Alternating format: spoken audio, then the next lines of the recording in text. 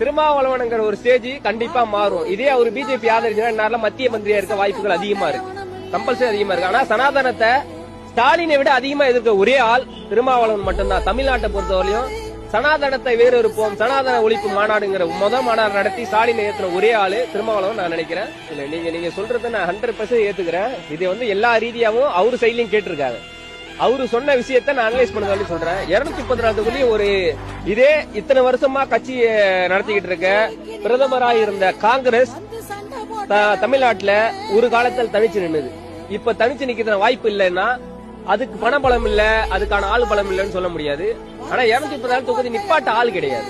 இதே திருமாவளவன் இருக்க கட்சியில 234 ஆள் இருக்கு, ஆனா அதுக்கான பொருளாதாரம் கிடையாது. ஏன்னா ஒரு தாழ்த்தப்பட்ட கட்சி, அதாவது தாழ்த்தப்பட்ட இனத்திலிருந்து வந்தேன்னு சொல்றாங்க. ஆனா அந்த கட்சியில இருந்து நிப்பாட்டுறதுக்கு ஆள் இருக்கு. ஆனா அவங்க எதுக்காக யோசிக்கிறாங்க அப்படின்னா, ஃபர்ஸ்ட் சமத்துவத்தோட கலக்கணும், எல்லா மக்களோட நீரோட்டத்தை பொது நீரோட்டத்தை கலந்ததுக்கு அப்புறம் மட்டும்தான் அந்த 234 தொகுதி சாத்தியங்கிறது நான் நினைக்கிறேன். அது அவரும் அப்படிதான் நினைக்கிறாரு.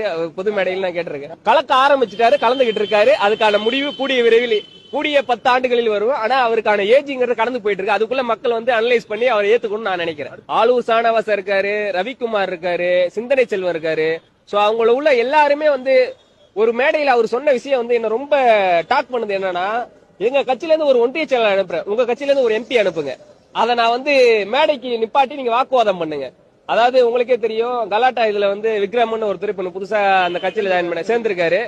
அது அரக்கோணத்துல ஒரு கலவரம் நடந்து மர்டர், ஒரு 2 கொலை நடந்திருக்கு. அந்த கொலையில விக்ரமன் ஒரு புதுசா கட்சியில சேர்ந்த ஒருத்தவர், ஒரு 1 வருஷம் ஆன ஒருத்தவர் ஒரு மேடையில ஏறி அவரை பத்தி தெரிஞ்சுக்கிட்டு அந்த அளவுக்கு பேசுறாருங்கும் போது பொதுமக்கள் அதை இன்னும் அனலைஸ் பண்ண நான் நினைக்கிறேன். அது மக்கள் கத்துக்கிட்டு உள்ள வரணும்னு என்னோட ஒப்பீனியன். என்னோட பொது இடத்துல திருமாவளவன் ஒரு தலைவராயிட்டு அவருக்கான அதிகாரம் கொடுத்தா கம்பல்சரி அதுக்கான மாற்றத்தை தமிழகம் கண்டிப்பா சந்திக்கும் நான் நினைக்கிறேன்.